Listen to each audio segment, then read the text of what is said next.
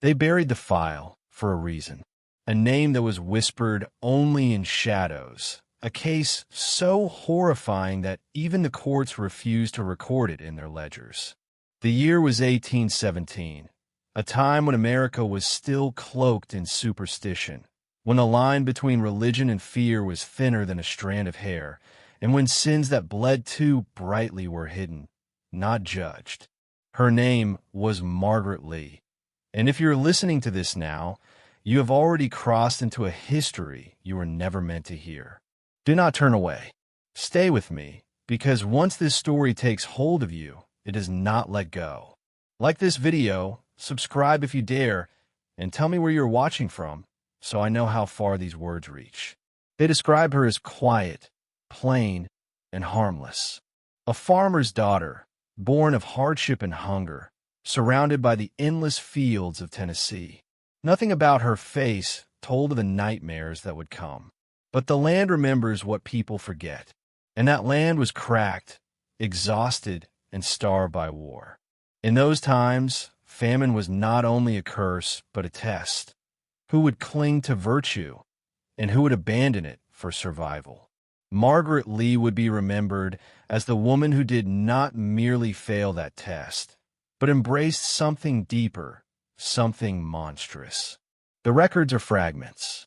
The town tried to erase her, even as whispers kept her alive. At first, she was just another poor woman with too many mouths to feed. They say she was often seen at the edge of the forest, staring too long at the trees, listening as though the wind was teaching her secrets. Neighbors mocked her for it. They didn't mock her for long, because when the hunger came, Margaret was ready. She had been waiting for it. The first victim was her own blood. A child, her child. They said she claimed he was taken by wolves. But the body was never found, and when the villagers noticed the strange meat boiling in her pot, a silence fell over the settlement. No one asked. No one wanted to. Fear has its own kind of mercy. But hunger does not sleep. More children vanished. More travelers disappeared along the road near her home. What was left of their bones would sometimes surface in the shallow riverbed, scraped clean, hollowed, white as prayer beads. Those who found them whispered one phrase again and again. The Lee woman feeds. And yet, no court trial, no gallows. The sheriff himself burned the notes, destroyed the testimonies, and forbade his deputies to speak of it. Why? That silence is what makes this story dangerous. Because Margaret Lee was not acting alone. Somewhere in those woods, in that year of 1817, there was a gathering, not of starving farmers, not of desperate mothers, but of something older, something cloaked in ritual. Margaret's house was said to reek of iron and herbs, a scent stronger than death, the smell of preservation. The women of the village, some say, visited her secretly at night, carrying offerings wrapped in cloth. Chickens at first, then cats, then children that were not their own. This was not hunger. This was worship. And the only reason we know this at all is because one ledger survived. Buried in the cellar of the county clerk's office, discovered a century later when the building was demolished. Inside were names, dates, and strange marks that did not belong to any court record. A circle with 3 slashes through it. Next to Margaret Lee's name, the phrase, Mother of Ash. The file ends abruptly, as though the hand that wrote it was forced to stop. No trial documents, no burial site, no grave. Just an erasure so complete it screams. And that is where our descent begins. Not in the crimes themselves, but in the silence that followed them. If Margaret Lee was merely a cannibal, she would have been executed, forgotten, erased as a monster. But the fact that she was hidden, protected, and then mythologized by symbols and government records, that means her crime was not seen as a crime at all. It was seen as initiation. And if you think this story belongs only to the past, you are mistaken. because the rites that began with Margaret Lee did not die with her. They grew, they spread, and they found new faces to wear. And one of those faces might still be watching you. Margaret Lee vanished from her town the way smoke vanishes in the night. No witnesses claimed to see her leave. No body was discovered. No proof of death was ever written. But a single phrase passed among the villagers, a phrase mothers whispered to frighten their children into silence. If you do not eat what is given, Margaret will eat you instead. She became more legend than woman, but legends have roots, and the deeper you dig into hers, the darker the soil becomes. There was a church, though to call it that is generous. It was a shack, little more than rotten beams and warped boards, but they called it holy. Built by settlers who fled the wars of the East, they carried with them not just their Bibles, but their secrets. Beneath the pulpit, carved into the wood, investigators later found the same circle with 3 slashes that marked Margaret's ledger. This was no coincidence. The stories say Margaret was not the first. There had been others, women who had vanished into forests, only to return leaner, sharper, and strangely alive when famine had killed their neighbors. The villagers called them ash mothers, as though they had risen from fire. Each bore the same mark, a circle drawn into the dirt with a burnt stick, and each was protected. Why would a powerful shield them? The sheriff who silenced the files was no stranger to ritual himself. He was seen often with Margaret, speaking in hushed tones by the river. His daughter vanished during the famine, yet no grief was seen in his eyes. Witnesses reported that his household still feasted when others starved. Where do you think that feast came from? The Ash Mothers had a rule: what you consume, you become. In devouring flesh, they believed you devoured not just the body, but the memory, the spirit, the power.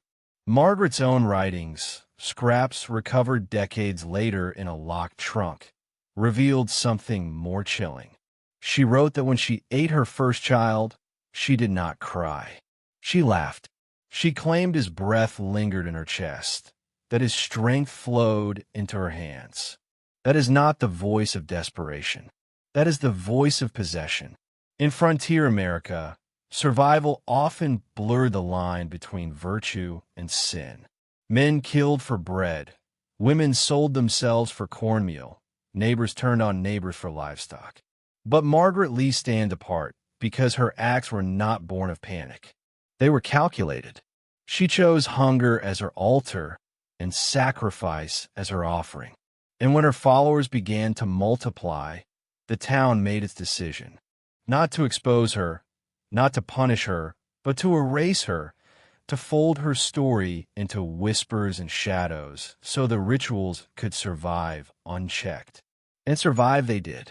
For years after Margaret's disappearance, the woods near her home were avoided. Travelers reported strange gatherings at night, torches moving through the trees, chants that resembled prayers but carried no name of God. Bones were found, arranged in spirals, teeth scattered like seeds. The authorities dismissed them as superstitions of the poor, but those who lived nearby knew better. They said the Ash Mothers had grown bolder, spreading into nearby towns, offering their secret as a gift: eat and never go hungry again. Margaret became the symbol, the hidden saint of their dark faith. She was whispered about in childbirth, in sickness, in famine, invoked not as a warning, but as a blessing. Mother of Ash, take this child into strength. That prayer was scratched into the beams of barns, hidden under floorboards, woven into quilts. She became a shadow woven into daily life, too faint to be noticed, too strong to die. And here is the question that lingers like smoke in your lungs. If a community can erase a crime so large, how many more have been buried? How many mothers, daughters, and wives were offered to fire and hunger, only to be reborn as legends? Margaret Lee was not just a woman. She was a seed, And seeds do not disappear. They grow quietly in the dark. And one day, you look around and realize you are standing in their forest. The forest where Margaret vanished was not just wilderness. It was an archive. Every branch, every hollow trunk carried whispers of what had been done beneath its canopy. For those who dared to walk there, the silence was unnatural, like the air itself was listening. And if you believed the villagers, the forest answered. Hunters spoke of hearing children laughing in the distance, only to find no footprints. Others swore they saw women cloaked in ash-colored cloth, standing still between the trees, their eyes blackened with soot, their mouths too wide to be human. But the deeper you trace her story, the more you realize Margaret was never isolated. Across the Appalachian frontier, other stories flicker in and out of forgotten newspapers and oral accounts. In Virginia, there was the widow Talbot, whose neighbors accused her of boiling bones for broth. In Kentucky, the Shaler family vanished entirely, their cabin found with a pot still steaming though the fire had gone out. No bodies were discovered.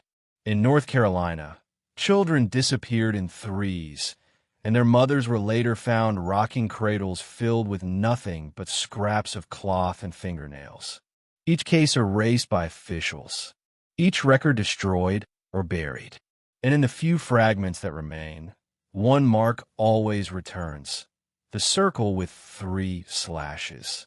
That same symbol carved beneath Margaret's pulpit, scrawled in her ledger, whispered into barns and barns across the frontier. What was it? Some scholars believe it represented the 3 hungers: hunger of flesh, hunger of blood, hunger of spirit. Others argue it was older, an imported sign from Europe, where famine cults were rumored to worship what they called the Black Mother, a goddess who demanded sacrifice in exchange for survival. In Ireland, during the Great Famines, there are tales of families who made offerings not to God, but to a woman cloaked in cinders, who promised them life if they fed her death. Margaret may not have invented anything. She may only have continued what had already been planted long before she was born. The villagers described her as speaking with authority, as if she carried knowledge beyond her years. She would tell the women, "The earth does not forgive the weak, but we can cheat it. We can rise." When she cooked, she did not merely feed. She served portions with ceremony, insisting each mouthful was a covenant. One neighbor, before being silenced, claimed Margaret touched her forehead as she ate and whispered, "You are not only yourself now." This is how cults survive famine, not by providing food, but by giving meaning to suffering. Hunger becomes holy. Sacrifice becomes salvation. And when someone offers to take your despair and turn it into power, how many can resist? Margaret was not a starving mother. She was a leader. She transformed starvation into ritual, and in doing so, she drew followers who would protect her at all costs. That is why the sheriff destroyed records. That is why no court trial was ever written. He was not shielding a criminal. He was shielding a priestess. Even now, 2 centuries later, her shadow has not vanished. Rural communities in Tennessee still whisper warnings to children about the Ash Mother. Campfires burn in those woods on certain nights, always in circles, always 3 stones placed at the center. Those who stumble upon them describe the fire as unnatural, burning cold, leaving no smoke. Bones are often found charred beyond recognition, scattered in precise patterns. Authorities still call them animal remains, but the teeth are human. Margaret Lee has become more than history. She's a pattern, a current of belief that resurfaces whenever famine, despair, or secrecy is needed. She's not gone. She's only hidden. And perhaps the most terrifying thought of all is this: what if she did not vanish into death? What if she vanished into something far worse, into continuation, What if she became the very thing her followers prayed for? The power of erasure is greater than punishment. When you punish someone, their story remains, carved into stone or ink. When you erase them, they dissolve, and only whispers keep them alive. Margaret Lee was not punished. She was buried in silence. And silence is the truest tool of power. Think of it. How many women, across how many generations, have been erased this way? How many names are buried beneath sermons, beneath courthouse ledgers, beneath the polite lies of officials? Margaret was remembered not because the system chose to keep her memory, but because the people who feared her could not let her go. Fear is stronger than law. Fear does not fade. There were children, years after her disappearance, who claimed to see her in dreams. She would stand at the foot of their beds, her skin gray with ash, her eyes bright with something like firelight, her hands outstretched. She never spoke. She only waited, as though expecting them to rise and follow her. The children would wake screaming, and their mothers would hush them with the same words. She cannot take you if you have already been given. What did that mean? Already been given. The implication is clear. Some children were marked. Some were offered. Some were consumed before they were even born, offered as stillbirths or miscarriages, hidden away not as tragedies but as gifts.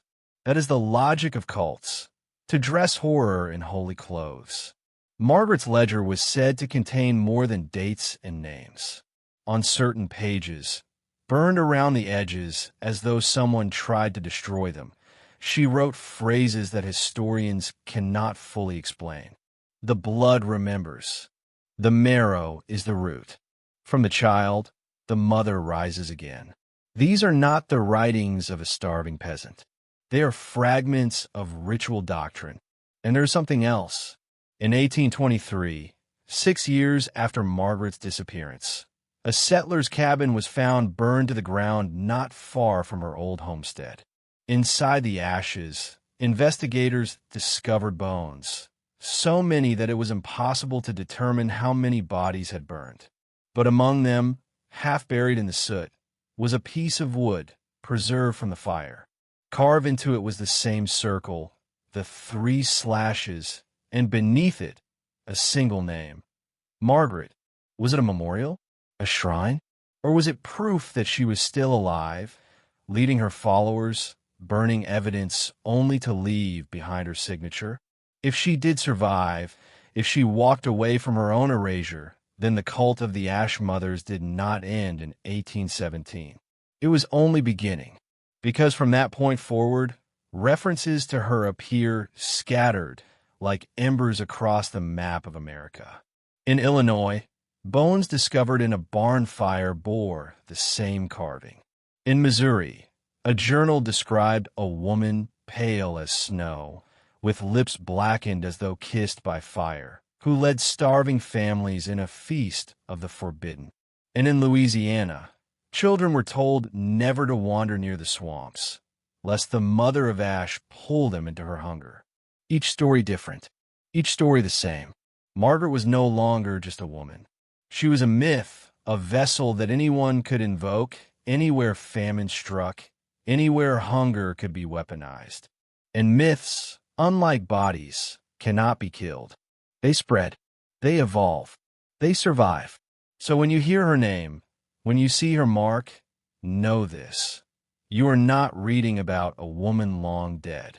You are brushing against a current still alive, a faith that waits patiently in the shadows, feeding on silence, feeding on erasure. And silence, once broken, never heals. It is easy to believe that cults like this burn out, consumed by their own secrecy. But secrecy does not destroy faith, it protects it. What destroys faith is exposure. Margaret's story was never truly exposed. That is why it still lingers.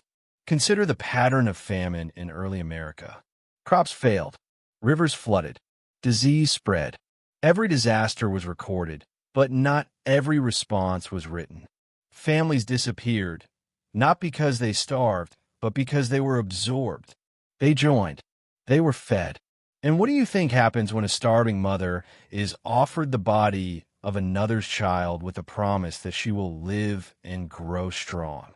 Do you think she refuses? Or do you think she convinces herself that this is God's test, that this is holy, that this is survival dressed in Scripture?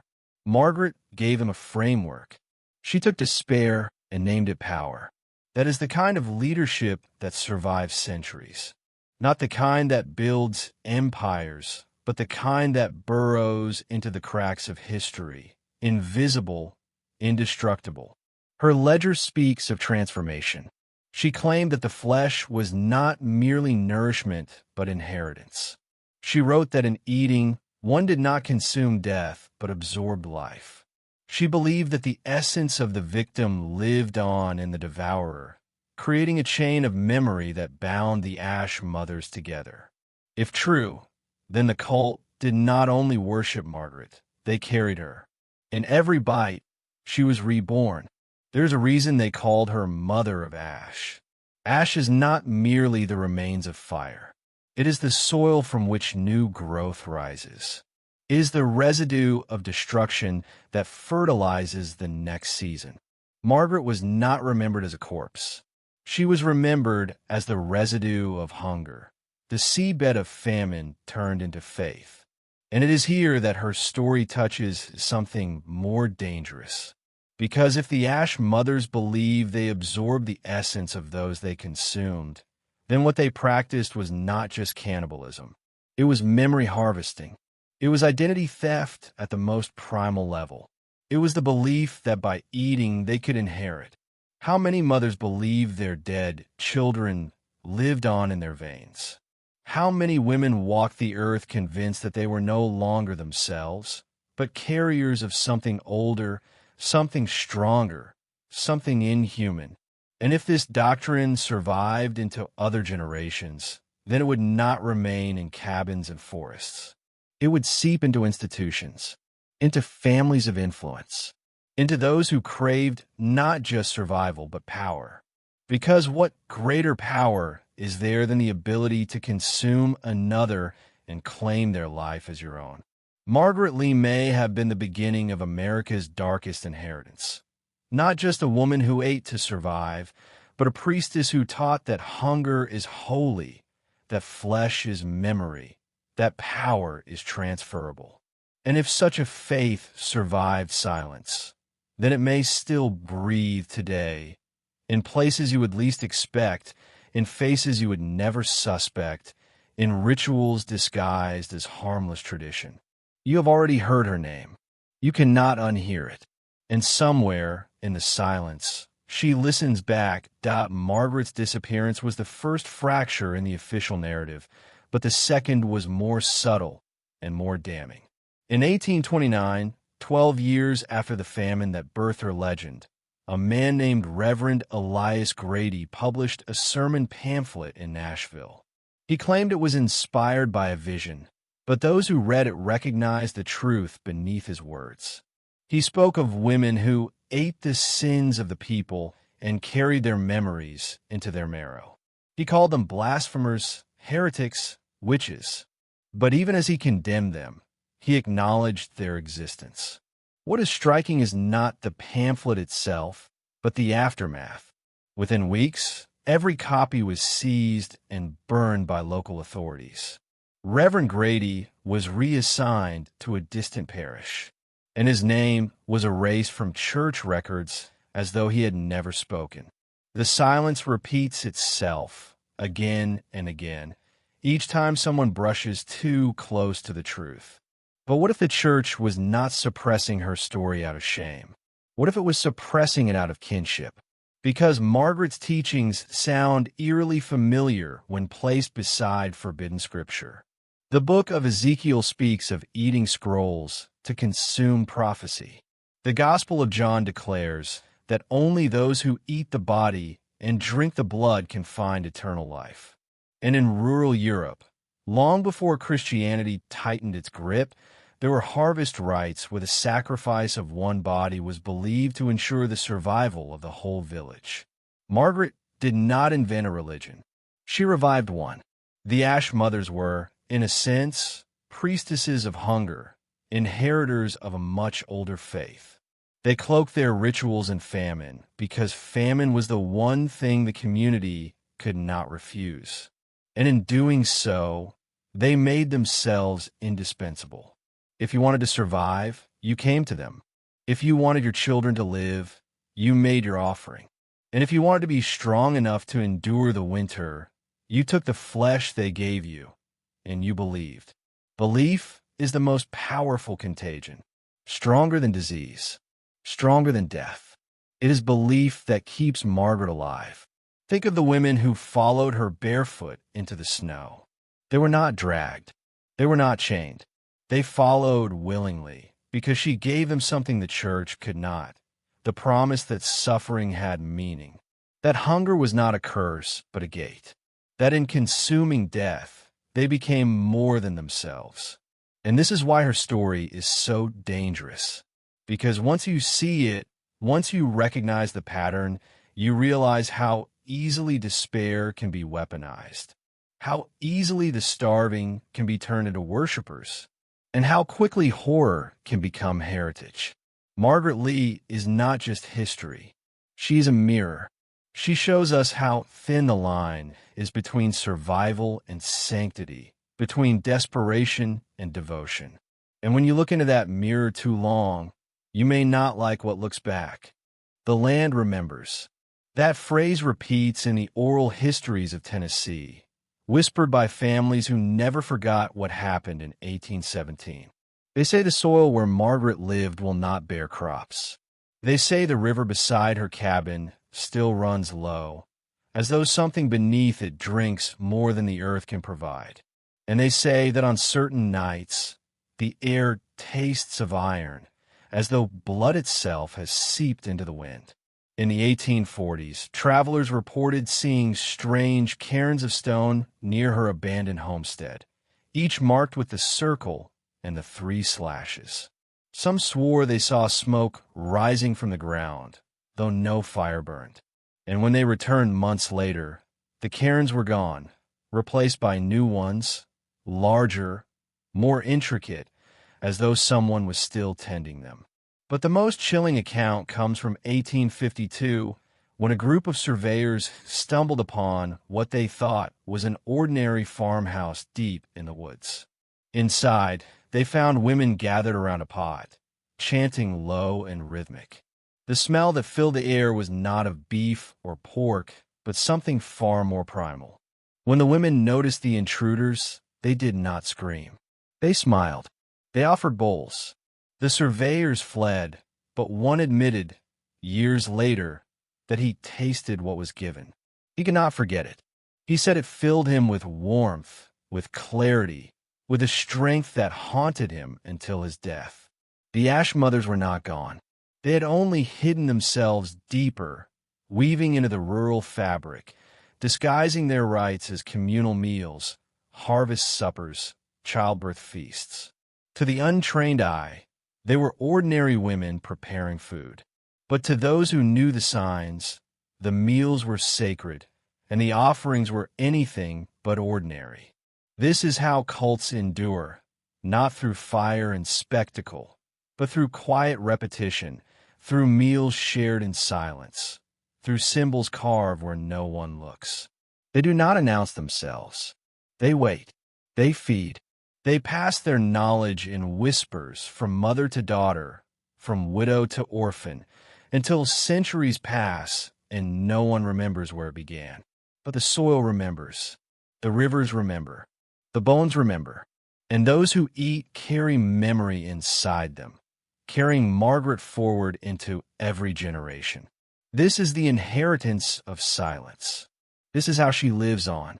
And if you think the Ash Mothers died with the 19th century, if you think they were erased by progress and law, ask yourself this. When famine struck again, when war raged, when the world bled in the 20th century, do you believe they simply stopped? Or do you believe they adapted, By the time the Civil War tore across the American landscape, Margaret Lee's name was little more than a shadow. Yet the war itself became fertile ground for her legacy. Hunger returned, not from drought this time, but from fire and steel. Towns burned, fields salted, rail lines severed. And wherever desperation flourished, so did whispers of the Ash Mothers. Soldiers on both sides reported vanishing patrols. Camps would wake to find men missing, their rifles still stacked neatly, their boots left behind, as though they had walked willingly into the trees. Sometimes, days later, bones appeared near streams, picked clean, arranged in spirals. The official record always blamed wolves, but veterans told different stories. They spoke of women in the woods who offered food that tasted richer than any ration, women who promised survival through sacrifice. In Tennessee, an entire company disappeared without trace. Confederates blamed Union raiders, and the Union blamed guerrilla bands. But the locals whispered one name, Margaret. Though dead for decades, she had become the phantom explanation for every vanishing, every hollow bone, every silence. The mother of Ash takes the hungry, they said, and she gives them back as nothing. What is most disturbing is how these whispers mirror older traditions. In Europe's 30 Years' War, villages claimed to see women who feasted on battlefields, taking the fallen as offerings. In famine-struck Russia, peasants told of the Zenchina Golodnaya, the hunger woman, who lured soldiers with promises of warmth, only to devour them. Margaret's story was not isolated. It was part of a pattern, repeated wherever war and hunger met. But here lies the crucial detail. The Ash Mothers were never accused of scavenging corpses. They always demanded the living. That is the mark of ritual, not desperation. To consume the dead is survival. To consume the living is doctrine. And the doctrine spread. Letters from Union chaplains describe confiscating amulets from deserters, scraps of cloth marked with a circle and 3 slashes tied around necks like talismans.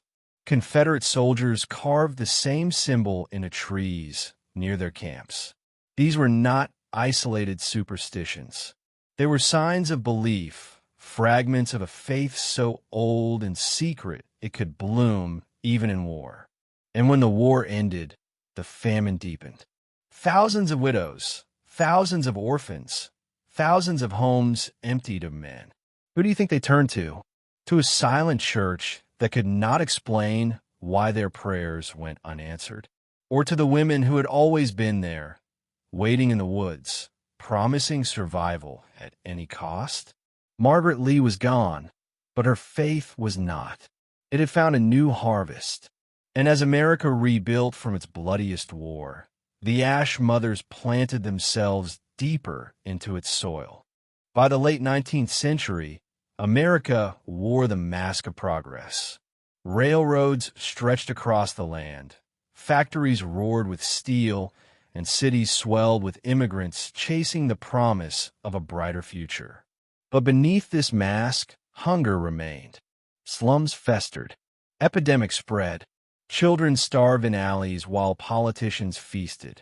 And in these hidden corners, the Ash Mothers thrived.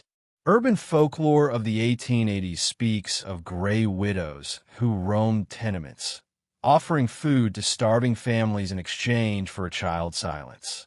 Doctors in New York reported patients with teeth worn strangely flat, as if gnawing on bones. In Chicago, police discovered a cellar where dozens of human jawbones were stacked like trophies, arranged around a circle drawn in soot. The case was buried before newspapers could publish the details. The owner of the building? A widow from Tennessee. It is no accident that Margaret's origins were rural, yet her legend flourished in cities. Famine is not just a lack of food, it is a lack of dignity, a lack of power. And the Ash Mothers understood that hunger in the cities was more useful than hunger in the fields. In the city, there was anonymity. In the city, no one asked why children vanished, why bones surfaced in rivers, why certain families never seemed to weaken no matter how poor the block became. Margaret's circle and 3 slashes appeared scrawled in chalk on alley walls, etched into door frames, hidden in quilts sold at markets. Always hidden in plain sight, like a whisper no one wanted to hear. What makes this period especially haunting is the testimony of a nurse named Clara Whitfield, who worked in a Philadelphia orphanage in 1894. She claimed that a group of women visited regularly, bringing donations of bread and stew. But when the food was served, the children would fall into strange trances, silent and unblinking. Days later, 2 or 3 of them would vanish. When Clara confronted the women, they told her the children had been given back to the mother. Clara wrote that the stew had a smell she could never forget, a smell of iron and rot disguised by herbs. Her testimony was dismissed. She was institutionalized, her notes burned, but fragments survived, preserved by her descendants, who swore she was sane until the day she died. By the dawn of the 20th century, the Ash mothers had woven themselves into the fabric of American suffering. No longer confined to farms and cabins, they thrived in orphanages, hospitals, poorhouses, anywhere the forgotten and unwanted gathered. And if their belief in consuming flesh was true, then by now, their bodies carried not only the hunger of Margaret Lee, but the memories of every child, every soldier, every mother they had ever consumed. What do you call a faith that carries generations inside itself? What do you call a hunger that never dies? Not legend, not folklore, but lineage. And lineage does not fade. It evolves. By the early 1900s, America began to cloak itself in light. Electric bulbs glowing in the cities, skyscrapers rising into the sky, machines promising a new century of progress. But light only blinds those who do not know how to see in the dark. And the Ash mothers had lived in shadow for generations. They did not fear the new century. They adapted to it. Reports from this period show a disturbing shift. No longer were they described only as rural widows or starving mothers. They appeared now in respectable clothing, nurses, midwives, matrons of charity homes. They gained entry not through fear, but through trust. Families handed their newborns into their arms. Poorhouses allowed them to prepare food for the destitute. Orphanages welcomed their donations. And yet, wherever they appeared, the same patterns followed. Children vanishing, bones surfacing, symbols carved into places no one was meant to look. A doctor in St. Louis wrote privately that during an autopsy, he discovered a woman whose stomach contained fragments of human cartilage. He reported it to the authorities, but his practice was quietly shut down within weeks. In Boston, a midwife was accused of selling infants to secret societies, but before she could testify, she vanished, leaving behind only a quilt with a circle and 3 slashes stitched into its border. The Ash mothers were no longer surviving on scraps. They were infiltrating institutions. Hospitals, orphanages, poorhouses. They had found the perfect camouflage. Places where the vulnerable gathered. Places where death was common enough to raise no suspicion. And places where those who asked too many questions were quickly silenced. But there's something more chilling than infiltration. It is imitation. Newspapers of the time reveal a series of gruesome crimes committed by individuals who claim to act in the name of the mother. Some are poor, deranged, desperate. Others were educated, even wealthy. Yet they all describe the same compulsion: the need to consume, the need to inherit, the need to carry another's memory inside them.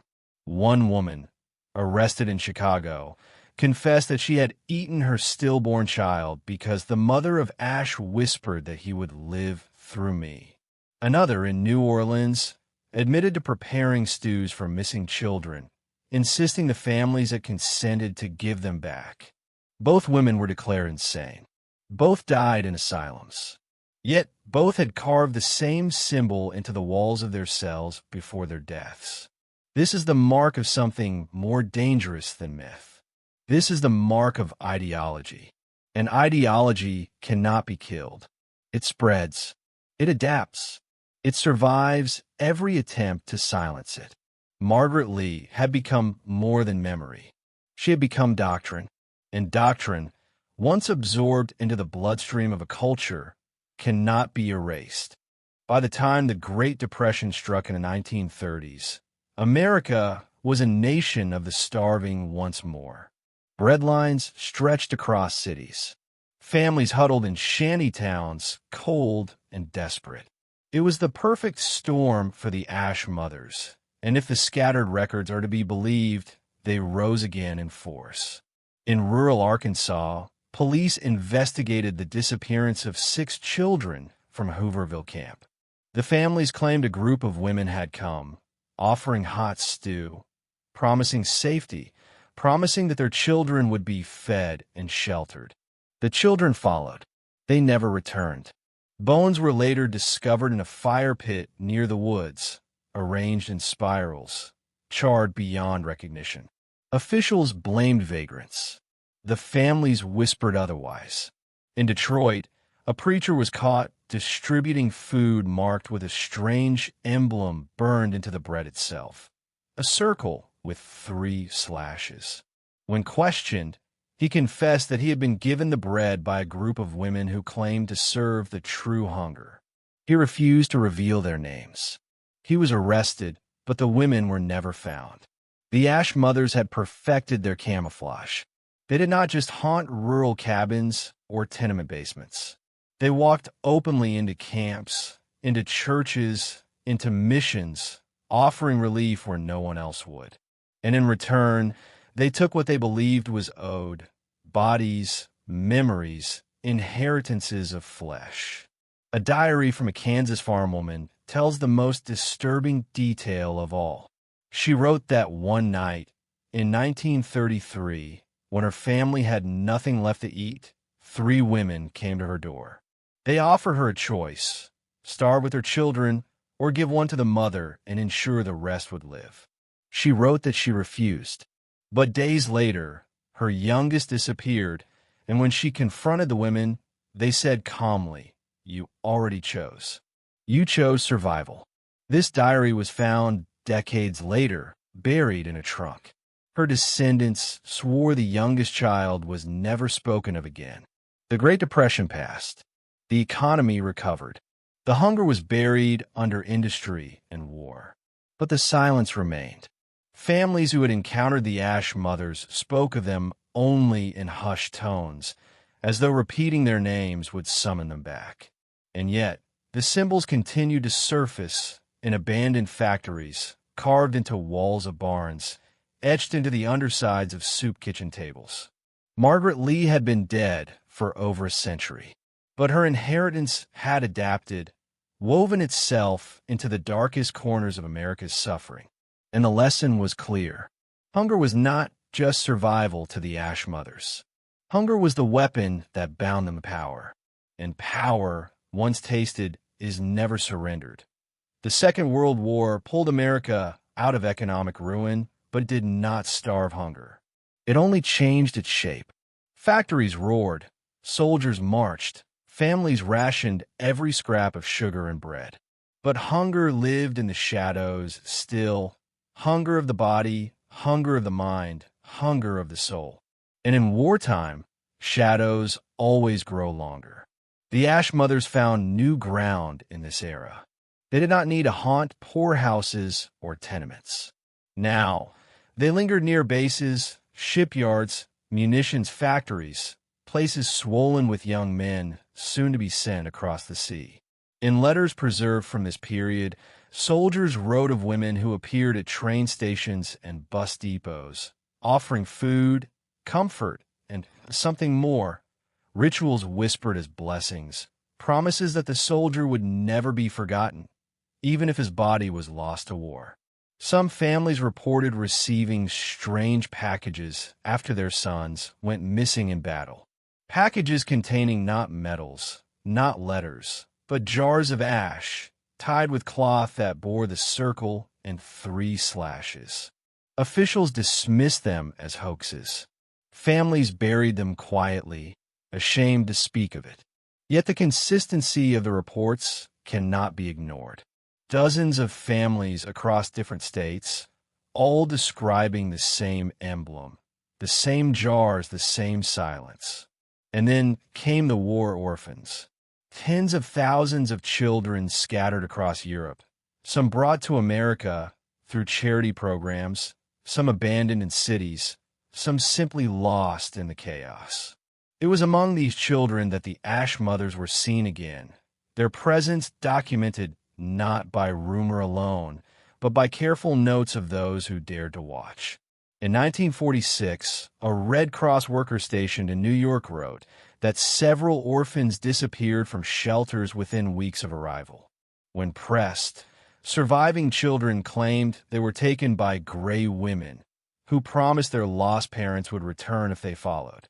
The children described being fed soups that made them drowsy, soups that tasted of smoke. Authorities assumed they were suffering trauma-induced hallucinations. But the missing children never came back. The most chilling account comes from a nurse in a Massachusetts children's hospital. She reported seeing women in gray coats moving through the wards late at night, feeding the children from bowls. She assumed they were hospital staff until she noticed their hands were marked with soot, their nails blackened, their breath smelling faintly of iron. When she confronted them, they smiled and left without a word. Days later, 5 children from that war vanished. The nurse gave testimony, but her career ended shortly after, her credibility destroyed. And so, once again, the Ash Mothers passed invisibly through a time of war. They fed, they took, they left behind silence. But this period reveals something darker still. Their reach was no longer only ritual, it was inheritance. Soldiers consumed by the fires of war, children lost to famine and chaos, families bound by grief. They all became part of the Ash Mothers lineage.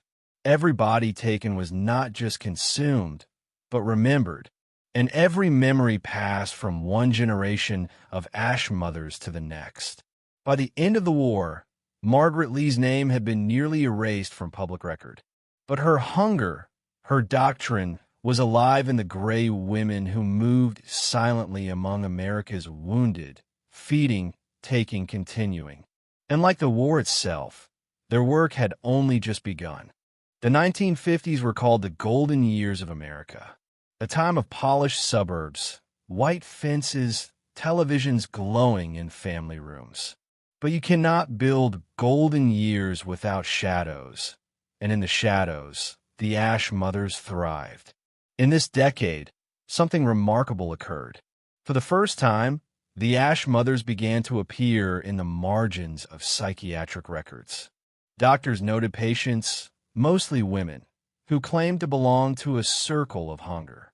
They spoke of rituals where memories were shared through flesh, of gatherings where children were chosen, of a mother who demanded offerings.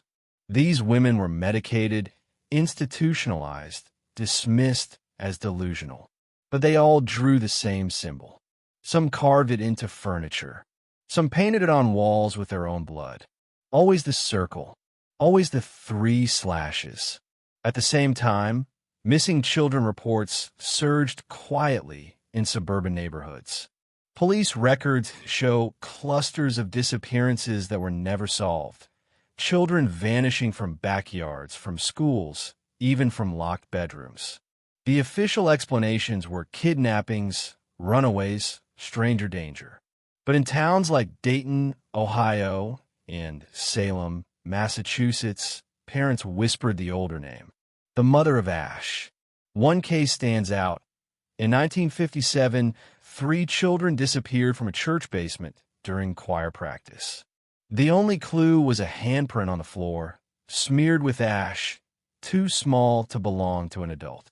Witnesses reported seeing women they did not recognize leaving the church that night, carrying baskets. They were never identified. The 1950s also brought new tools of silence. The rise of suburbia meant that shame became a weapon. Families who lost children were often too embarrassed to speak openly, fearing gossip, fearing the label of weakness. And so, silence became the Ash mothers' greatest ally. They thrived not just on hunger, but on the silence that hunger created. But this era also reveals something else, something more disturbing. In journals confiscated from a psychiatric patient in California, there are passages describing the sharing of the flesh, not as consumption, but as preservation. She wrote that when a body was taken into the mother, it was never lost. It lived on inside the lineage, its memory accessible to those who carried the hunger.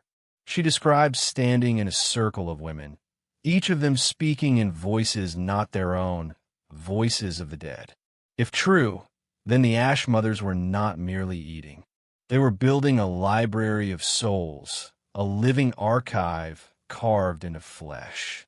Every victim, every offering, every child, they all lived inside the hunger, waiting to be called forth. By the end of the decade, America was booming. But beneath the polished surface of prosperity, in psychiatric wards, in missing children's files, in whispered prayers spoken by mothers who knew too much, the Ash mothers remained. And they were learning how to thrive not in famine, but in abundance. The 1960s arrived in a storm of change, civil rights marches, assassinations, the war in Vietnam, the rise of counterculture. America was restless, searching for meaning, tearing down the old walls of silence. But restlessness is not freedom. Restlessness is hunger. And hunger is where the Ash mothers have always thrived. In this decade, they stepped out of the shadows of famine and into the smoke of rebellion. Universities began reporting strange gatherings of young women in abandoned buildings, reciting chants about hunger, about memory, about the flesh that binds all generations. Campus police dismissed them as cults, no different from the flood of new movements rising in those years. But the symbols they carved, the circle, the 3 slashes, were older than any modern movement. One professor at a New England college kept a private journal of these groups. He described attending what he believed was a feminist consciousness-raising meeting. But instead of politics, the women spoke of sacrifice. Instead of theory, they spoke of inheritance. He claimed they offered him a cup of wine that tasted faintly of copper, and when he refused, they laughed and told him he was already inside them because he had listened. The professor resigned a year later, citing illness. His journal was found decades later, its last pages smeared with soot. The counterculture brought music, art, and new expressions of freedom, but it also brought drugs, and with them, altered states. LSD, mescaline, peyote, chemicals that blurred the line between the real and the imagined. It was within this blurred space that the Ash mothers found fertile ground. Young people searching for transcendence, disillusioned by the lies of government and war, were easy prey for women who promised that true vision came through the mother's flesh. Reports from Haight-Ashbury in San Francisco tell of communal houses where children were seen one day and gone the next, where women served stews that left diners dazed, unmoored, unable to recall the night clearly. Police raided some of these houses, but records of what they found remain sealed. The only leaked note describes bones discovered in a stove, blackened beyond recognition. The Vietnam War deepened the shadows. Soldiers returned haunted, broken, addicted. They wandered the streets of cities already burning with riots and unrest. Many disappeared into drugs. Others disappeared entirely. Some whispered that they had been taken by women who promised to eat their sorrow. A veteran from Ohio claimed he joined such a gathering, desperate to silence the screams in his head. He described sitting in a circle as women placed bowls of steaming food before him. He ate. He slept. And when he woke, he swore he could hear voices speaking in languages he had never learned. He insisted that part of him had been consumed, that his nightmares were no longer his alone. He was dismissed as another casualty of trauma, but his testimony mirrors others from the same decade. The 1960s were painted as a revolution of love and freedom. But behind the murals, behind the music, behind the protest marches, there were gatherings where the revolution was not love, but hunger, where the promise was not freedom, but inheritance through flesh. And the Ash mothers, who had always thrived in silence, now found a new weapon: noise. The chaos of the decade drowned their whispers, and in the chaos, they fed. The 1970s deepened the spiral. Trust in institutions collapsed after Watergate, after the Vietnam debacle, after the endless revelations of corruption. America no longer believed in the purity of its leaders.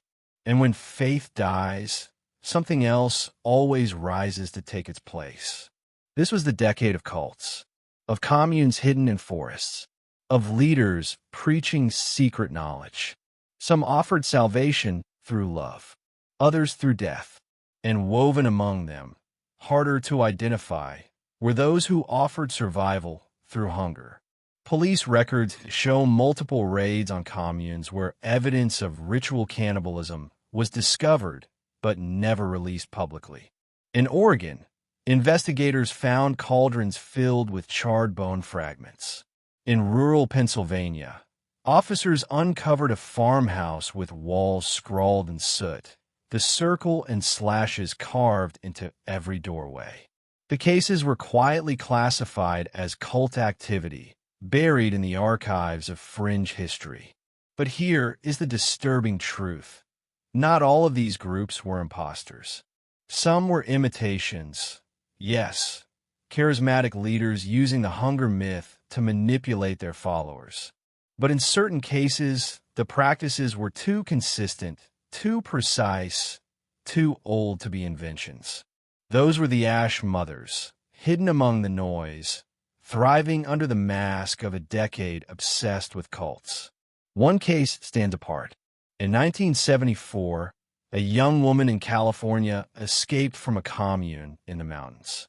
She told authorities that the group called themselves the Daughters of Ash.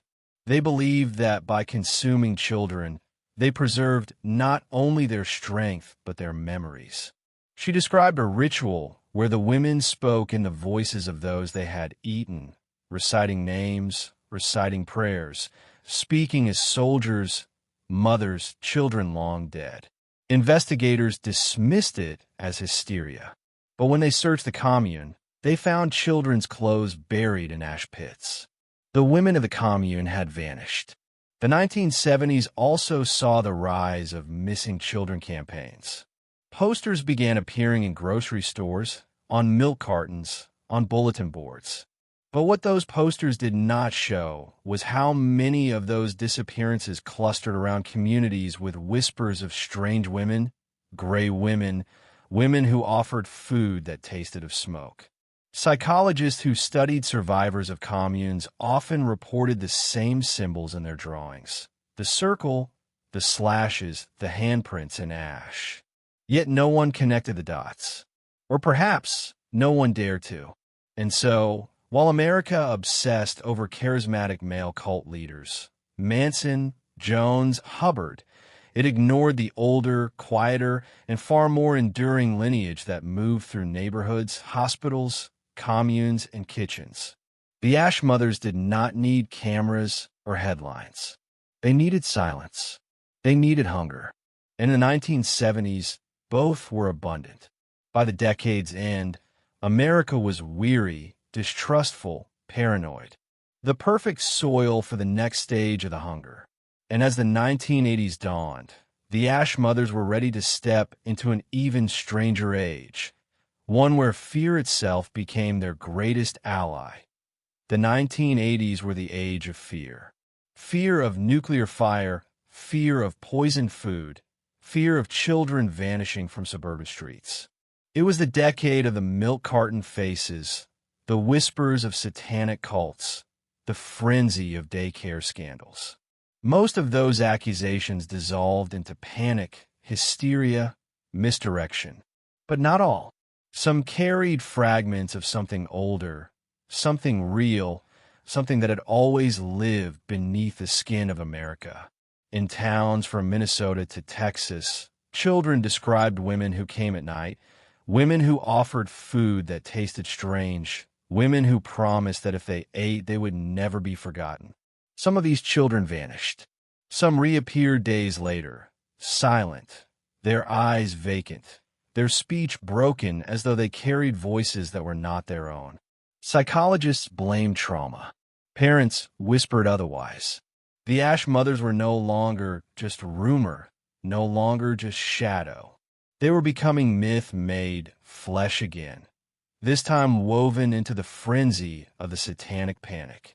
They had found perfect cover. Any accusation could be dismissed as hysteria. Any testimony could be labeled delusion. They were hidden in plain sight. A secret report prepared by a Midwest task force in 1985 contains a line so chilling it was suppressed from public release. It reads, "Evidence suggests that the group calling themselves the Circle of Hunger has existed in various forms for at least 150 years. Rituals include symbolic and literal ingestion of flesh. Victims often children, members primarily female. Doctrine consistent across time and geography." The report was sealed. No public acknowledgement ever followed. But the testimony of survivors echoes louder than any file. One boy, grown to a man, described how his babysitter would take him to gatherings in basements. He remembered bowls of stew, women singing in low voices, and the way they would touch his forehead with soot before feeding him. He remembered being told that he now lived in them, that his soul would never be his alone again. He grew up haunted by dreams of voices not his own. He carried scars on his arms shaped like 3 slashes. If you are still watching this, if you are still listening, then you too have entered the circle. Knowledge itself is initiation. And now you face a choice. Because the Ash mothers believe that silence protects them, but speaking breaks their hold. To speak their hunger is to resist it. To carry their name openly is to weaken their shadow. That is why I ask you now, not as a historian, but as one who knows the danger of silence. Leave your mark. Comment the phrase, "I carry no hunger," twice below. Write it once to reject them. Write it again to lock it in. Do this, and you break their circle. Do this, and you protect yourself. Do not underestimate the ritual of words. They feared the written name more than the fire, because fire consumes the body, but words consume the lie. Now we descend further, because by the end of this decade, the Ash mothers were not just hiding in basements and kitchens. They were learning how to move through television screens, newspapers, entire networks of fear. And once they learned that, no corner of America would be untouched. The late 1980s bled into the 1990s with the glow of screens, the hum of cable news, the endless chatter of talk shows. Fear had become entertainment. Missing children were headlines. Cult accusations were ratings. And the Ash mothers learned how to live within this new theater. Consider the talk shows of that era. Endless guests speaking of abuse, of rituals, of shadows in churches and daycare centers. Most were dismissed as hysteria, as repressed memories, as fantasies fueled by therapists and media hype. But scattered among the noise are details that do not belong to modern invention. Details like bowls of stew. Details like soot-smeared hands. Details like the circle with 3 slashes carved into doors. These were not inventions. These were echoes. In 1992, a woman in Nebraska came forward claiming that her grandmother had been part of a group she called the Line of Ash. She described how, as a child, she was fed soups that made her feel as though she left her body, drifting among voices that were not her own. She described gatherings where her grandmother and other women spoke in the tones of dead relatives, reciting stories no child should know. Authorities dismissed her testimony, yet her memories aligned precisely with those of survivors from other states, other decades. The Ash Mothers had become more than a hidden cult. They had become an inheritance passed through bloodlines, through kitchens, through the quiet gatherings that never made headlines. The panic of the era provided the perfect smokescreen. Any accusation could be dismissed as another satanic scare. Any survivor could be ridiculed. Silence and ridicule. These were their shields. But deeper still is the question of memory. If the Ash Mothers believed that every life consumed became part of their lineage, then by the 1990s they carried within them centuries of voices. Imagine the weight of that inheritance, the soldier's scream, the orphan's prayer, the widow's lament, all speaking at once within the flesh of women who never seemed to age, who passed seamlessly from one decade to the next. And there were sightings, always the same description: gray women, ash-smudged hands, eyes that seemed older than their faces. They were reported at bus stations, at orphanages, at shelters, always moving among the forgotten, always feeding, always taking. The most unsettling part is how easily they adapted to the media age. Missing child reports surged, yet the explanations were fractured, drowned in hysteria. And in that fractured noise, their doctrine thrived. For they had always been creatures of silence. And what better silence than a society too distracted, too entertained, too cynical to believe the truth, even when it stared back from the screen? By the end of the 1990s, America congratulated itself on surviving the panic. But the Ash Mothers did not end. They never end. They adapt. They inherit. They wait. And as the new millennium approached, they were already preparing for the next transformation. The new millennium arrived with fire and smoke. The towers fell, wars ignited, fear of enemies both foreign and invisible spread across America like a second skin. Airports, schools, streets, suddenly everything was about safety, security, vigilance.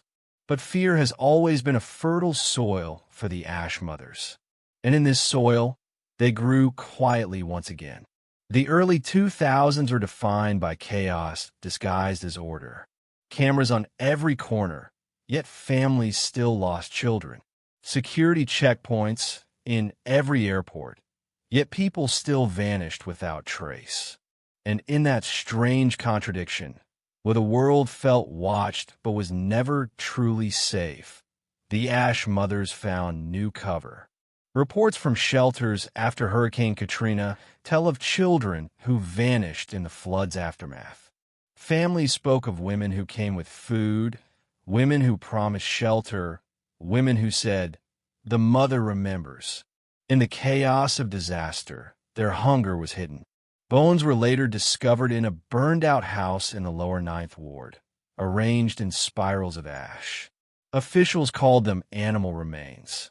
Survivors knew otherwise. The wars overseas also offered shadows. Soldiers returning broken, bodies burned, memories fragmented. These men and women became prey for a doctrine that promised preservation. Veterans told of dreams in which women fed them steaming bowls and whispered that their suffering would never be wasted, that their pain would live on as inheritance. Some woke with soot smeared on their lips. Others never woke at all. And then came the internet.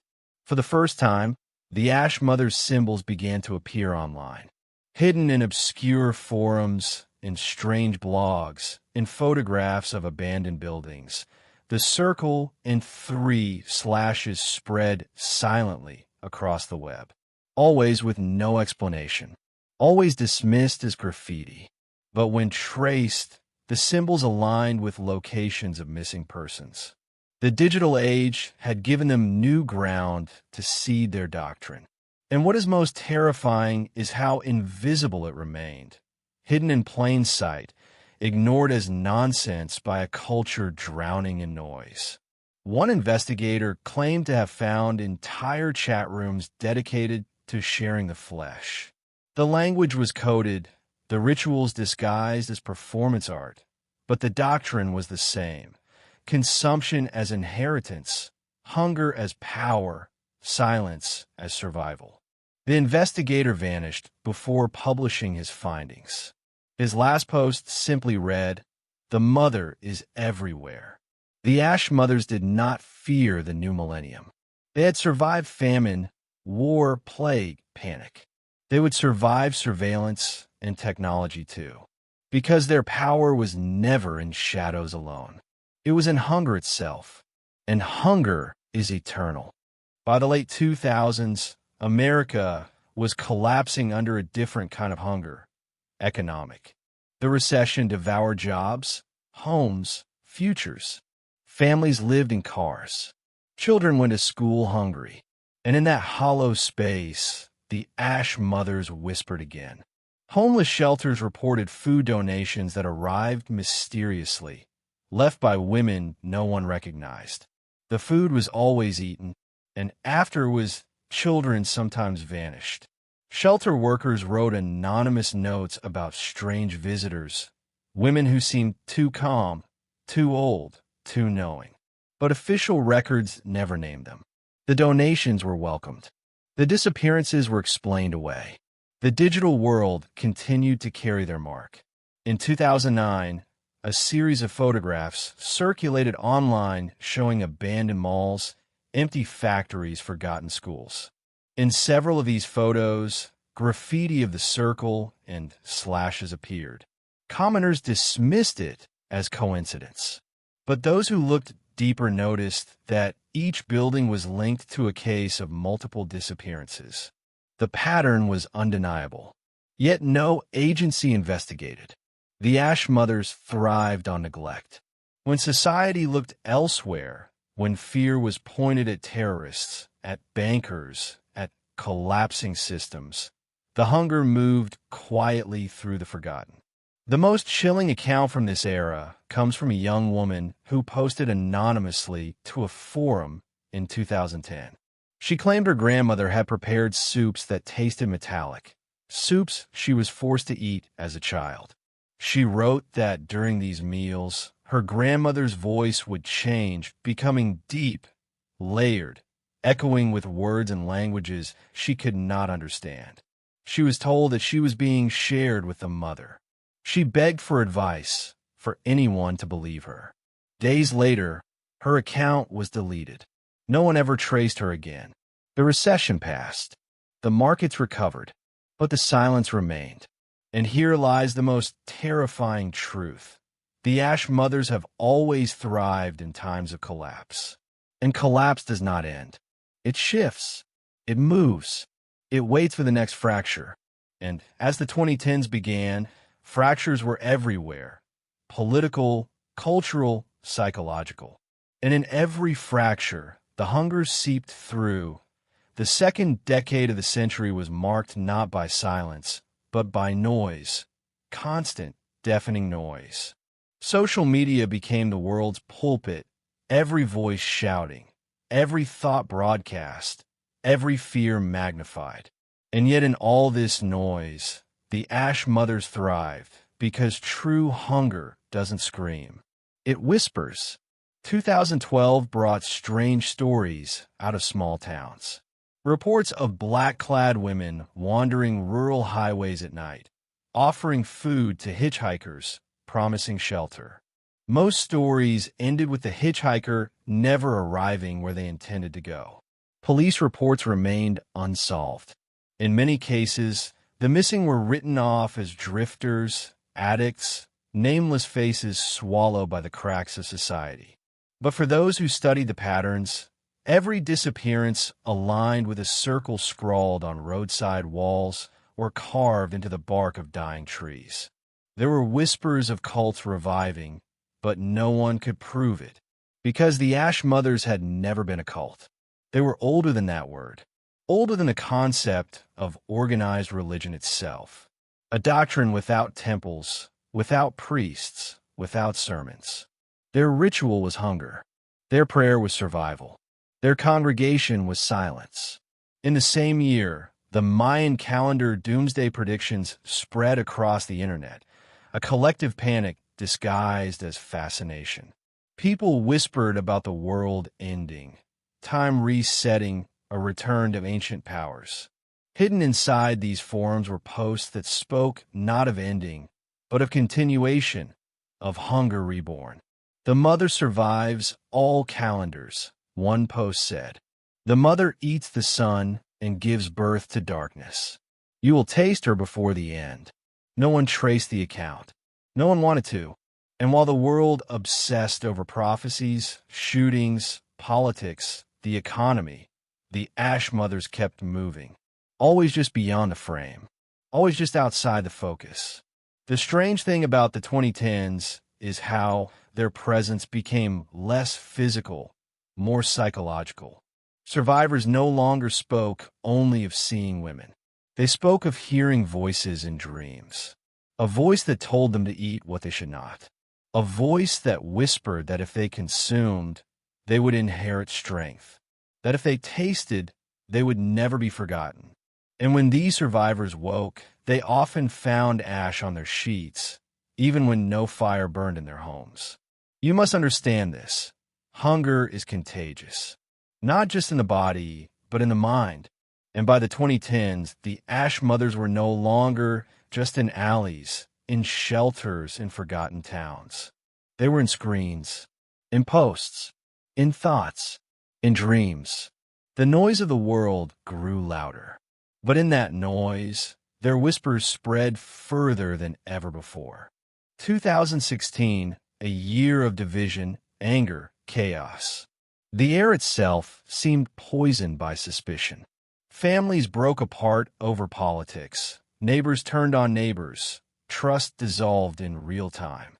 The Ash Mothers feasted not on bodies, but on this. Because hunger is not only for flesh. Hunger is for belonging, for safety, for certainty. And when people cannot find it, they will take it wherever it is offered. Reports began surfacing of strange gatherings in decayed buildings. Groups of women and men wearing veils, chanting, sharing bowls of food that smelled of iron. Those who stumbled across these gatherings often disappeared. The few who returned spoke of faces too old to be human, eyes reflecting fire even in darkness, voices layered like multiple throats speaking at once. These witnesses were discredited, dismissed as mentally ill, but the records of their accounts remain. And here is something darker still. In 2017, during the massive wildfires that devoured California, dozens of families fled their homes. Later, search teams found ash circles in burned clearings, circles far too precise to be accidental. Inside some, charred bones arranged neatly, stacked in spirals, never publicly identified. Local papers reported them as animal remains. But volunteers whispered otherwise. The fire gave them cover, just as famine once had, just as war once had, just as flood once had. Disaster has always been their ally. And in an age of constant disaster, they are thriving. One chilling testimony came from a man who survived the fires. He said that as he fled the burning hills, he saw a woman walking into the flames, carrying a child in her arms, both untouched by the fire. She turned and smiled, her lips black with soot, and whispered, "Hunger is the only inheritance." He never saw the child again. By the end of the decade, the Ash Mothers were no longer whispers at the edge of history. They were part of the bloodstream of modern fear.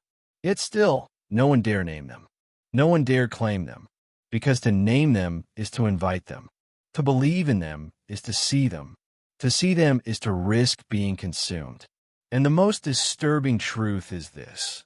Perhaps that has always been their plan. That'd be why the time the 2020s began, the world cracked open again. A virus spread, cities closed, the streets went quiet. Fear returned.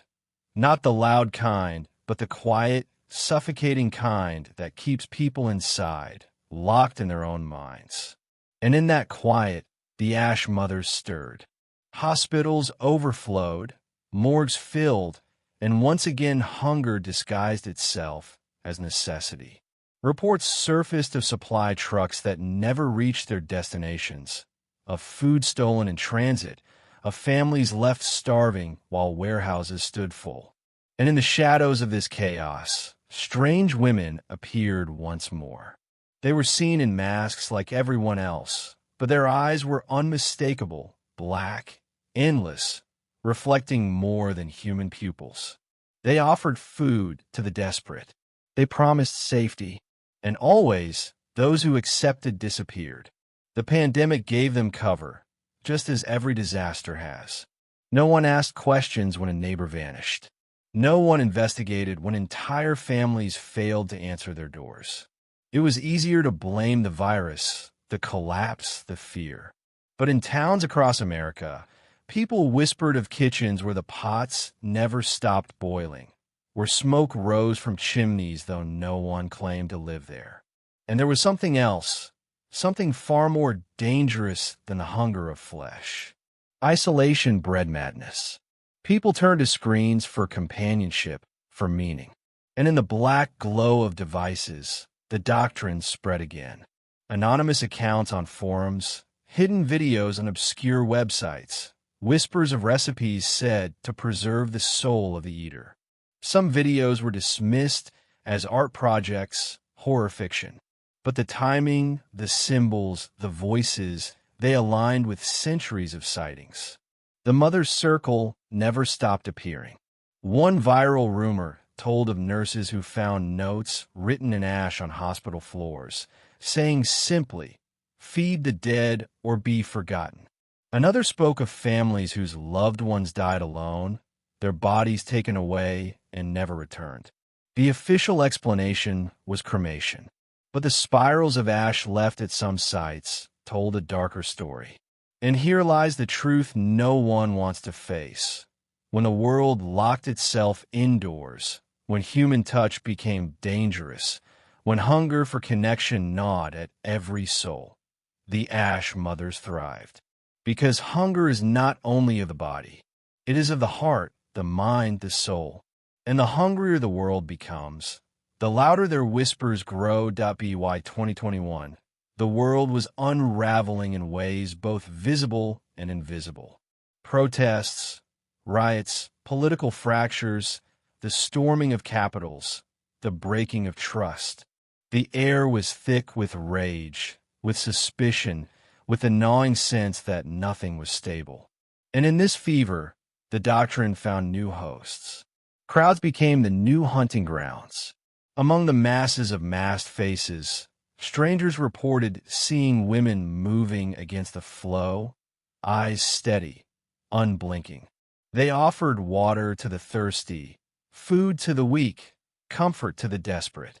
And just as in centuries before, those who accepted sometimes vanished without trace. In abandoned police stations after riots, investigators found ash circles in the cells, bones charred beyond recognition, neatly arranged. Officials claimed vandalism. Survivors whispered otherwise. The online world deepened their reach. Posts began to appear with coded phrases. Hunger is inheritance. Ash remembers what fire forgets. Memes twisted into sigils. Viral images carried faint circles burned into their corners, unnoticed by most but unmistakable to those who knew. It was no longer just a hidden doctrine. It was a virus of thought, replicating across screens, embedding itself in the subconscious. And then came the testimonies. Ordinary people who claimed their dreams were no longer their own.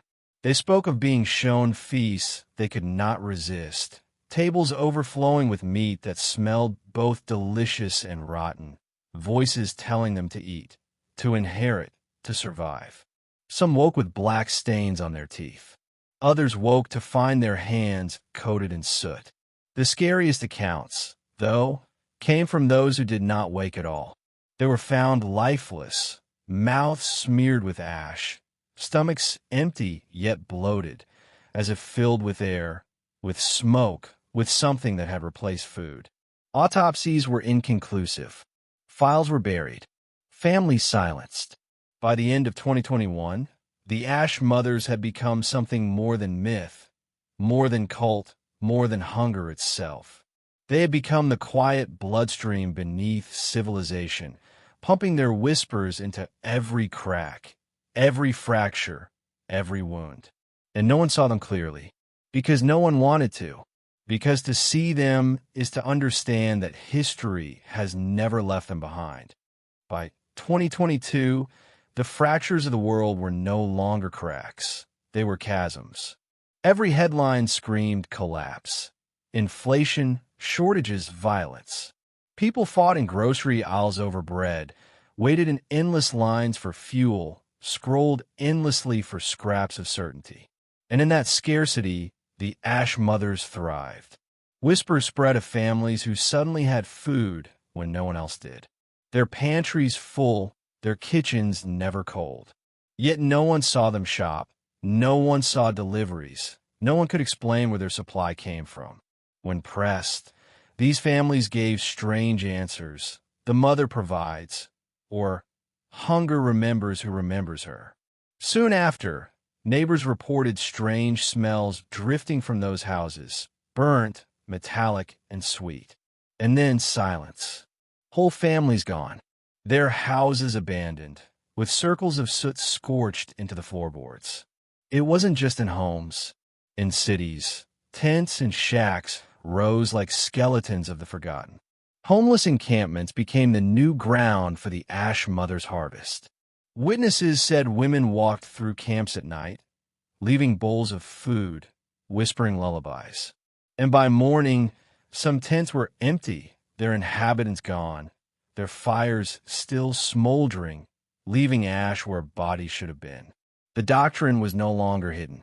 It was spreading openly, though coded, cloaked, woven in a culture like mold beneath wallpaper. On social platforms, influencers began posting about ancestral hunger, about inheriting through flesh.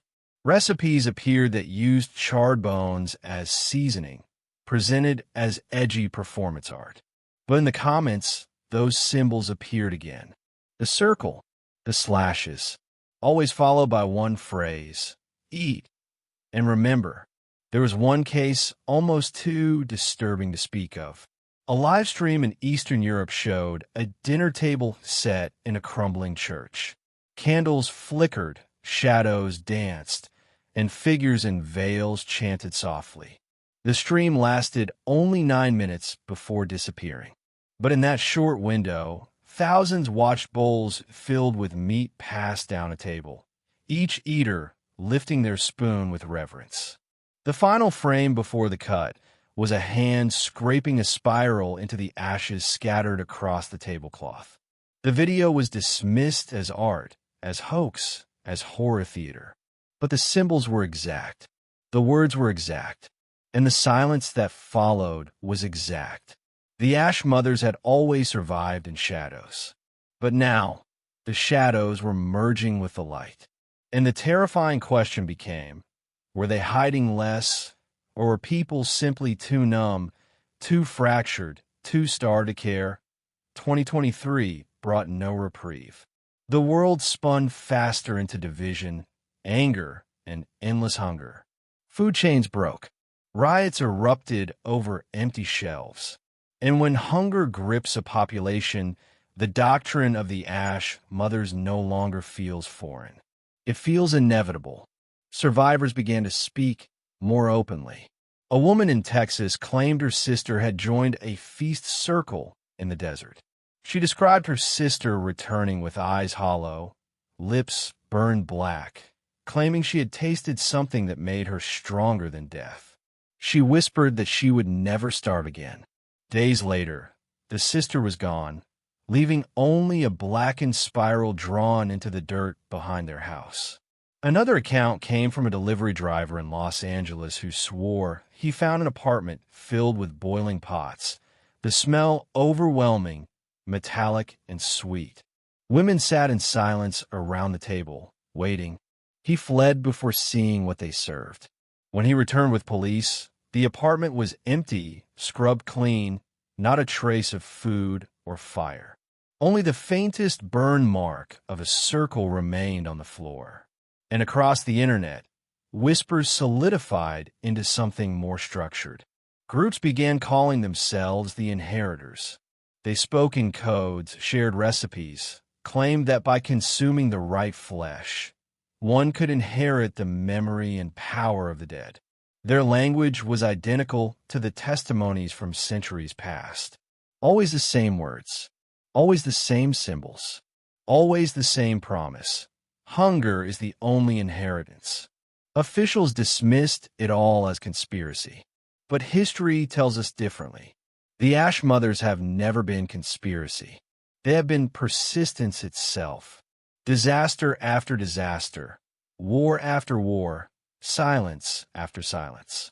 The only constant through every collapse has been their hunger. And now, their hunger is not hidden. It breathes in cities. It whispers and screams. It feeds in camps, in ruins, in abandoned houses. It is no longer in the shadows. It is in the bloodstream of the present. And if you are hearing these words, you're closer to them than you realize.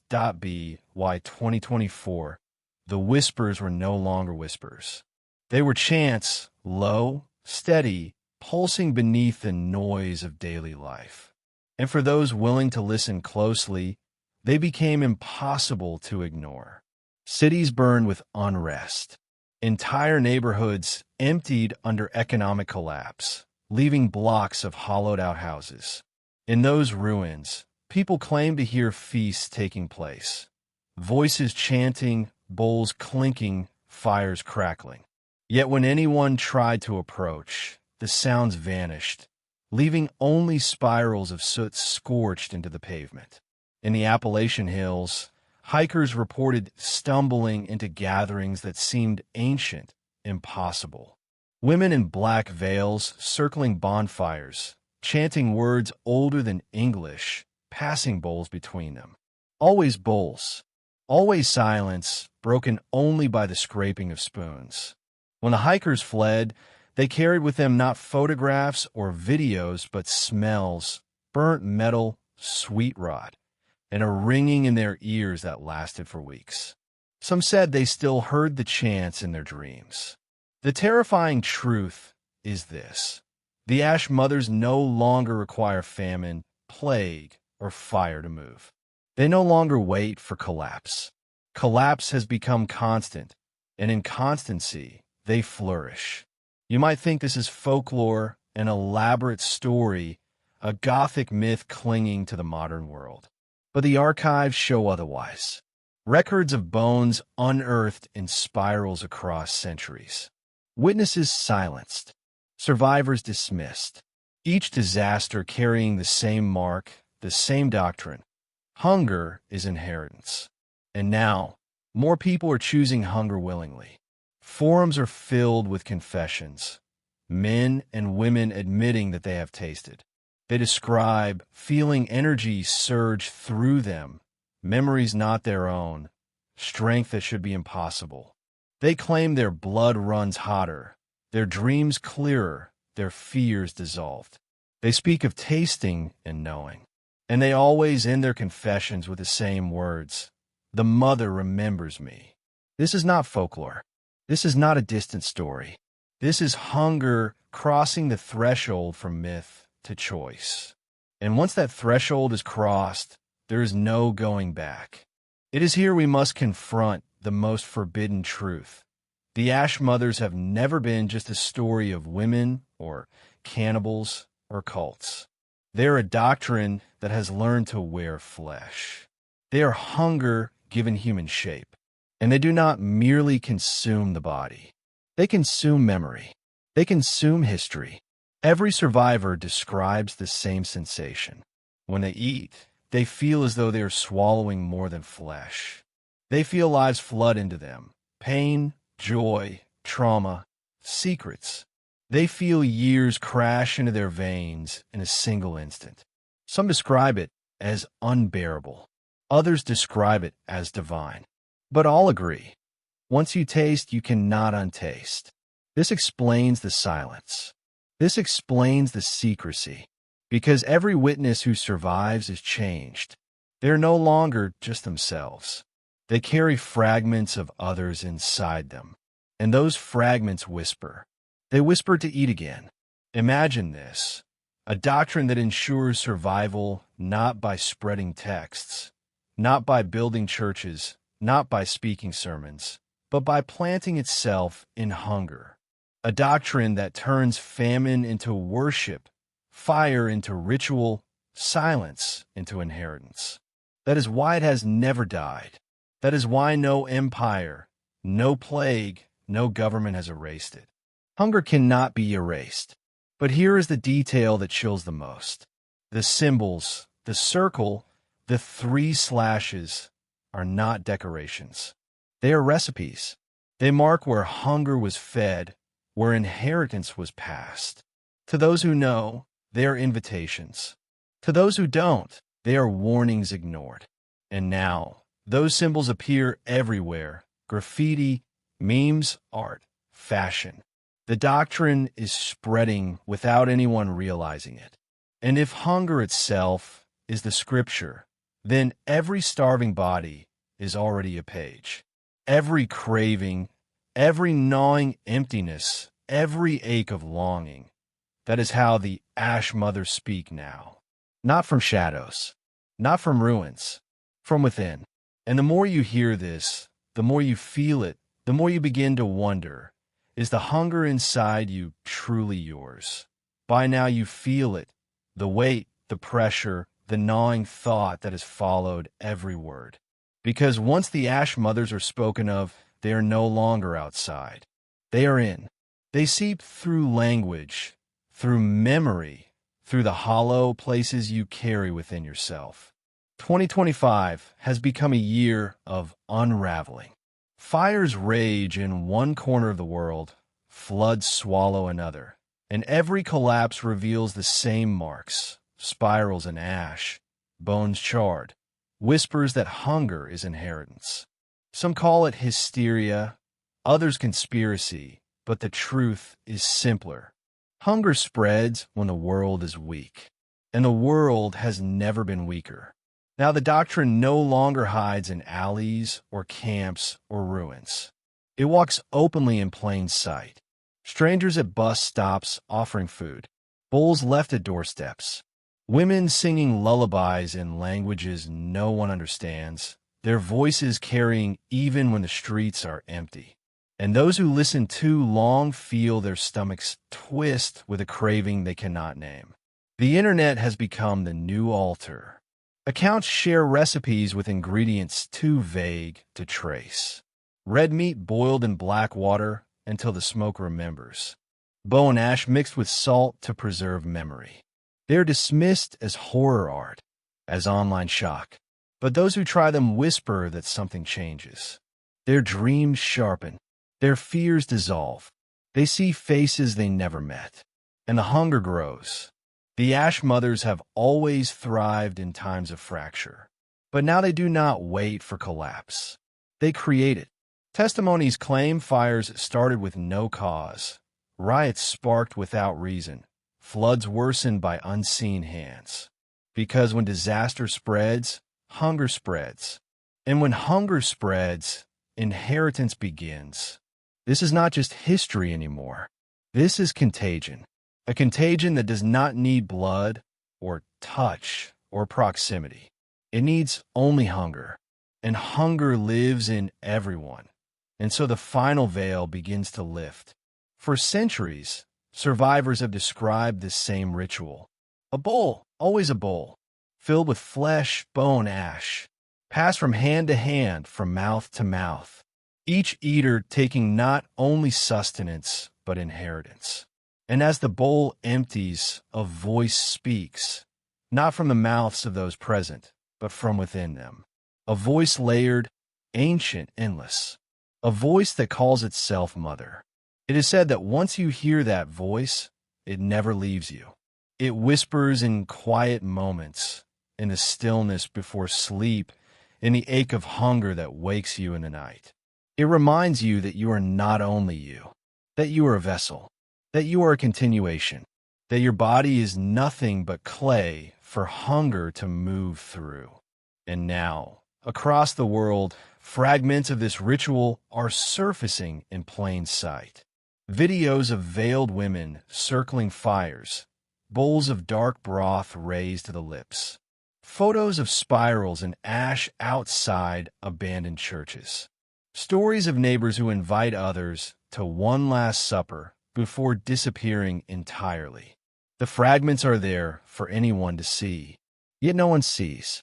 Or worse, no one wants to, because here lies the final horror. The ash mothers have never needed to hide. Humanity hides for them. We bury the stories. We silence the witnesses. We laugh at the rumors. We dismiss the symbols. We turn hunger into shame. And in that silence, they thrive. Every famine, every plague, every war, every disaster, they were there. And every collapse yet to come, they will be there too. Because they are not waiting for the end of the world. They are ensuring it continues. Piece by piece, meal by meal, hunger by hunger. And if the inheritance has already begun spreading, then perhaps it is already too late to ask whether the ash mothers are real. Perhaps the better question is whether the hunger you feel tonight is entirely your own. The truth presses harder now, as though it no longer wishes to be told in fragments, but in one unbroken breath. History has always hidden the ash mothers in margins, dismissing them as rumor, as madness, as unspeakable superstition. But the margins have widened, and now the page itself belongs to them. Reports from this year speak with a new clarity. In New Orleans, a construction crew found a sealed basement beneath a crumbling townhouse. Inside were bowls stacked neatly, each filled with ash hardened into spirals. On the walls, the circle and 3 slashes appeared again and again, carved deep into the brick. Officials closed the site and called it an unlicensed ritual space. But one worker who entered the basement before it was sealed claimed he heard whispering inside the bowls, voices layered and trembling, calling him by name. He has not spoken since. Across the ocean in South America, villagers reported a group of women moving through burned farmland, singing lullabies in unison. Where they walked, the earth seemed darker, as though the soil itself had been turned to soot. Crops planted there refused to grow, but dogs dug up bones from beneath the blackened earth. The villagers begged authorities for help, but none came. Hunger spread through the village that winter. In Eastern Europe, an abandoned cathedral became the site of a feast. Witnesses described a fire blazing in the nave. Bowls passed between figures who appeared both ancient and young, their faces shifting in the light. When police raided the site, they found nothing but ash spirals on the stone floor. Yet those who lived nearby said they heard the singing for days afterward, echoing through the empty halls. And online, the symbols grow bolder. No longer hidden in corners, they are now painted across full images, layered into music videos, stamped on street murals. The circle and the slashes appear in places of art, of rebellion, of desperation. Always with the same words, eat and remember. The silence is breaking. The inheritance is spreading. And the ash mothers no longer whisper. They speak. They call. They invite. And now comes the threshold, the place where story and history dissolve, where belief itself becomes the final feast. Because the ash mothers are not merely out there in shadows, or ruins, or screens. They are here. They're in the hunger that gnaws at you even now. Every famine, every war, every fire was not just tragedy, it was ritual. Each disaster carved open humanity's ribs and filled the cavity with the doctrine of hunger. And what we call survival may have always been their design. Because to survive is to consume. To consume is to inherit. And to inherit is to continue the mother. Survivors across centuries speak the same phrase when pressed, even under duress, even at the edge of death. The mother remembers. And if she remembers, then perhaps every memory you think is yours may not entirely belong to you. Perhaps some of your fears, your cravings, your darkest thoughts are not your own. Perhaps they were eaten long ago and passed down through ash, through bone, through blood. The doctrine does not need faith. It does not need temples. It does not need followers. It needs only hunger. And hunger has always lived in you. So the question remains, when you feel the hollow ache, when your body trembles with need, when your soul longs for more than it has, whose hunger are you truly feeding? Yours or hers? You have walked with me through famine, fire, plague, silence, survival. You have heard the doctrine whisper, watched the spirals form, smelled the ash. And now you stand at the edge of inheritance itself. And if you hear the whisper even now, if you feel the ache tightening inside, know this, the mother has already seen you. Listen carefully, because what comes now is not merely story. It is what remains when all story is stripped away. The files on Margaret Lee were never officially closed. They were buried, sealed, marked unfit for public knowledge. Yet the mark, the circle with 3 slashes, appeared on the cover of the final page. Her testimony ended with words that could not have come from any 19-year-old girl. Words that echo across the centuries. I was hungry, but the hunger was not mine. Think about what that means. Every hunger you have ever known, every gnawing ache, every craving that rattled your bones, may have been older than you. A borrowed hunger, a hunger remembered, a hunger planted. And here you sit, hearing her voice in mine, mine in hers, and ours in the silence of the ash mothers. The spiral is unbroken. The bowls are still warm. And whether you choose to look away or lean closer, the doctrine of hunger will not let you go. It has survived famine, survived fire, survived exile. It has survived governments, churches, kings, and empires. It has survived because it lives in the very body you inhabit. And now you know, you cannot unhear it. You cannot unknow it. You are part of the inheritance. So keep this close, but do not speak it carelessly. Pass it only in whispers. Share it only with those who can carry the weight. And when you do, remember that you're not spreading a story. You are spreading the doctrine. You're feeding the mother. Subscribe now if you dare to stay. Comment what you have heard, so it does not vanish. Share this with one who must know, but never more than one. Secrets survive only when carried carefully. And as the ash mothers once said, carved into stone, scratched in a bone, whispered into the bowls of ash, the mother remembers. The mother eats. The mother waits.